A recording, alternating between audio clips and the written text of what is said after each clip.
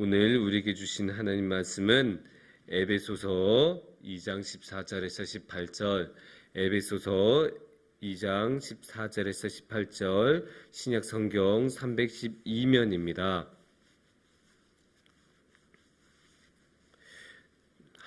제가 봉독해 드리도록 하겠습니다. 제가 봉독해 드리겠습니다. 그는 우리의 화평이신지라 둘로 하나를 만드사 원수된 것 곧 중간에 막힌 담을 자기 육체로 허시고 법조문으로 된 계명의 율법을 폐하셨으니 이는 이 둘로 자기 안에서 한 세 사람을 지어 화평하게 하시고 또 십자가로 이 둘을 한 몸으로 하나님과 화목하게 하려 하심이라. 원수된 것을 십자가로 소멸하시고 또 오셔서 먼 데 있는 너희에게 평안을 전하시고 가까운 데 있는 자들에게 평안을 전하셨으니 이는 그로 말미암아 우리 둘이 한 성령 안에서 아버지께 나아감을 얻게 하려 하심이라. 아멘.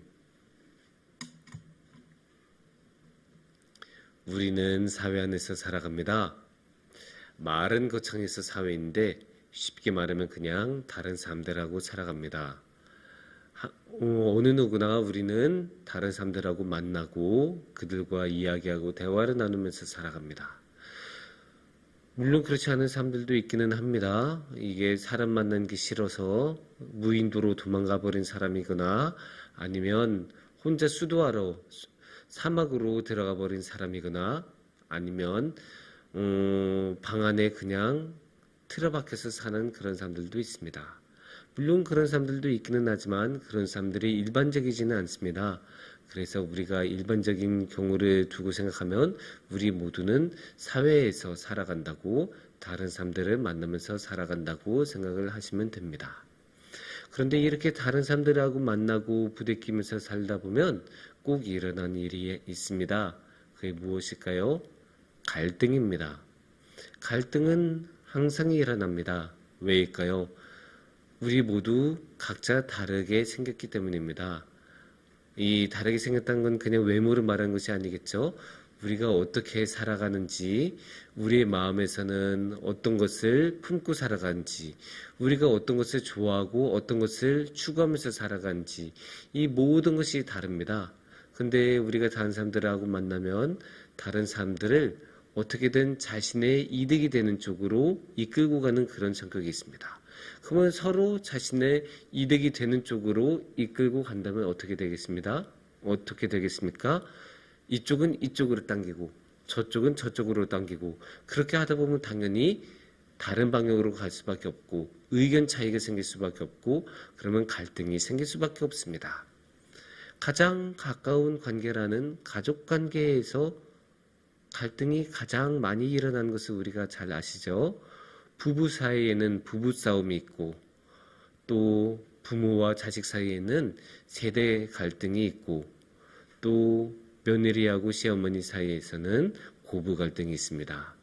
이렇게 가족 안에서도 여러 가지 갈등이 있고 더 넓게 보면 사회 속에서도 갈등이 있습니다. 어떤 갈등이 있을까요? 대표적으로 우리는 지역들 사이의 갈등을 지역 갈등이라고 합니다. 이렇게 다양한 갈등을 나타내는 다양한 용어가 있고 그만큼 다양한 여러 방면의 갈등이 있다고 우리는 말할 수 있습니다. 이렇게 갈등이 우리 사회 안에서 만연하고 인간 세계에서 많이 있는데 그렇다면 우리는 이 갈등 앞에서 어떻게 해야 될까요?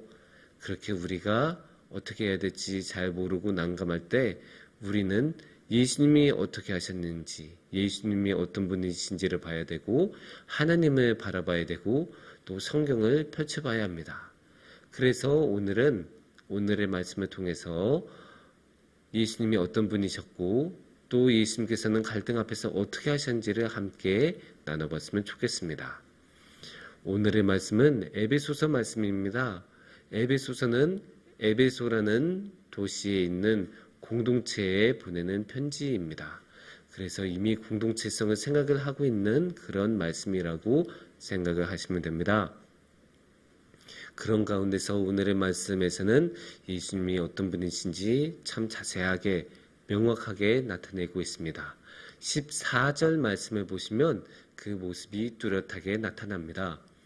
그는 우리의 화평이신지라 둘로 하나를 만드사 원수된 것 곧 중간에 막힌 담을 자기 육체로 허시고.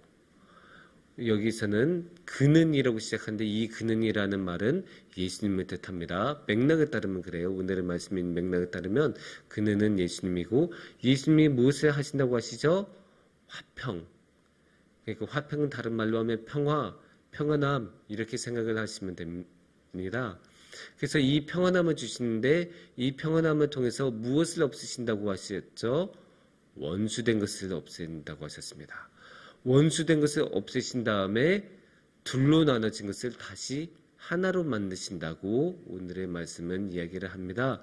그러면 이 엄청난 작업, 둘이 된 걸 다시 하나 되게 하는 이 작업을 예수님께서는 무엇으로 하신다고, 어떻게 하신다고 나와 있죠? 자기 육체로 하신다고 하십니다. 이렇게 자기 육체로 하신다는 것은 무슨 뜻일까요? 십자가를 지신다는 말씀으로 해석을 할 수 있습니다. 왜냐? 16절 말씀을 보면 이게 정확하게 나와 있습니다. 16절 말씀을 우리가 보시면 또 십자가로 이 둘을 한 몸으로 하나님과 화목하게 하려 하심이라 원수된 것을 십자가로 소멸하시고. 여기 보면 16절 말씀에 십자가가 두 번이나 나타나는 것을 볼 수 있죠. 그리고 이 16절 말씀 자체는 사실 14절 말씀하고 거의 동일한 내용이죠.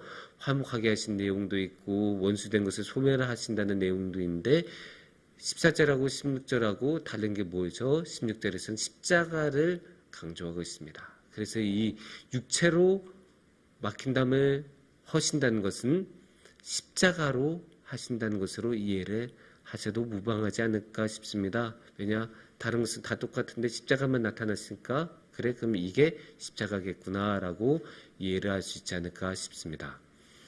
그러면 예수님께서는 이렇게 십자가로 화목하게 하시는데 십자가로 화목하게 하시면서 무엇을 없앤다고 하시죠? 원수를 없앤다고 하십니다. 이 원수란 결국 하나님하고 우리 사이를 가로막는 막힌 담, 장애물 같은 거라고 생각을 하시면 되는데 이거에 계속 있으면 우리가 하나님하고도 하나가 되기 어려울 것입니다. 그래서 이렇게 하나님과 우리가 하나 되는 것을 방해하는 모든 것을 예수님께서는 십자가로 싹 다 없애버리시고 자신의 화목제물로 내어주시고 그래서 우리를 하나님하고 화목하게 하도록 이끌어 주셨습니다. 그런데 예수님께서는 이처럼 하나님하고 우리 사이에만 화목하게 하신 것이 아닙니다. 그러면 또 예수님께서는 무엇을 하실까요? 예수님께서는 사실 사람들 사이에도 화목하게 하시고 하나 되게 하십니다. 그거를 어디서 보면 알 수 있냐면 17절을 보면 알 수 있습니다. 또 오셔서 먼 데 있는 너희에게 평안을 전하시고 가까운 데 있는 자들에게 평안을 전하셨으니. 여기서 보면 평안을 전하신다고 하시죠. 이 평안을 전하신다는 것은 앞서 화평, 화목 이런 말들이 나오시니까 굉장히 자연스러운 흐름인 겁니다. 그런데 여기서 좀 뜬금없게 멀리 있는 자들, 가까운 데 있는 자들이 나옵니다. 이렇게 먼 곳과 가까운 곳을 구분하여 말씀하신 것은 교회에서 멀리 사는 사람들, 또 이제 우리 교회에서 가까이 저 성북동 안에 사는 사람들 이런 것을 말한 것은 아니겠죠? 이게 무슨 말이냐면 멀리 있는 사람들은 이방인들을 말하고 가까운 데 있는 사람들은 유대인들을 말합니다. 11절 말씀은 오늘의 본문보다 조금 앞에 있는 11절 말씀에 어떻게 나와 있냐면 11절 말씀은 그러므로 생각하라 너희는 그때는 육체로는 이방인이요 손으로 육체를 행한 할례를 받은 무리라 칭하는 자들로부터 할례를 받지 않은 무리라 칭함을 받는 자들이라 라고 나와 있죠. 여기서 이방인이란 말은 명확하게 나타나고 있고 유대인이라는 말은 나타나지 않지만 대신에 뭐가 있을까요? 육체에 행한 할례를 받은 무리라는 말이 나오지 않습니까? 이 할례라는 것은 유대인들이 받던 관습이죠. 그러니까 한편에는 이방인이 나오고 다른 한편에는 유대인이 나옵니다. 이게 오늘의 말씀이 놓여 있는 맥락인데, 그렇게 생각하면 먼 곳에 있는 자들은 이방인을 뜻할 것이고 가까운 데 있는 자들은 유대인을 뜻할 것입니다.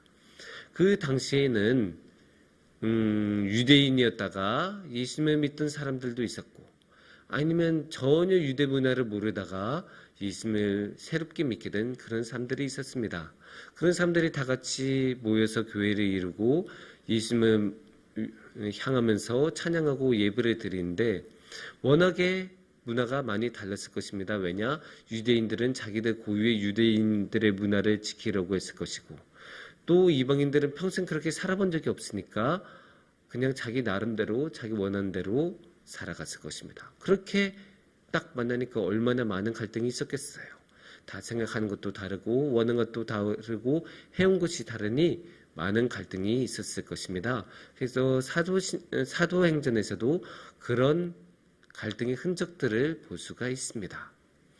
그런데 이제 이런 사람들 사이에서도 예수님은 무엇을 하신다고 하셨죠? 평안을 전해주신다고 하셨습니다. 그러니까 유대인들에게도 이방인들에게도 평안을 전해주셔서 그렇게 서로 다 평안하면 어떻게 되겠습니까? 둘이 하나가 되고, 그래서 화해를 하고 평안을 이루었을 것입니다. 그러니까 이 말씀을 보면 예수님께서는 하나님하고 우리 사이만 이어주신 것이 아니라 우리들 사이에서도, 사람과 사람들 사이에서도 예수님께서는 이어주시고 평안을 주시고 화평을 주시는 분이라고 알 수 있습니다. 그래서 예수님께서는 이를 위해서 그냥 하신 게 아니고 성령님도 보내주십니다. 그게 18절을 보면 알 수가 있습니다. 18절에서는 이렇게 말씀하십니다. 이는 그로 말미암아 우리 둘이 한 성령 안에서 아버지께 나아감을 얻게 하려 하심이라. 아멘. 여기 보면 18절을 보면 분명하게 우리 둘이 무엇 안에서라고 나오죠? 성령 안에서. 그것도 한 성령 안에서.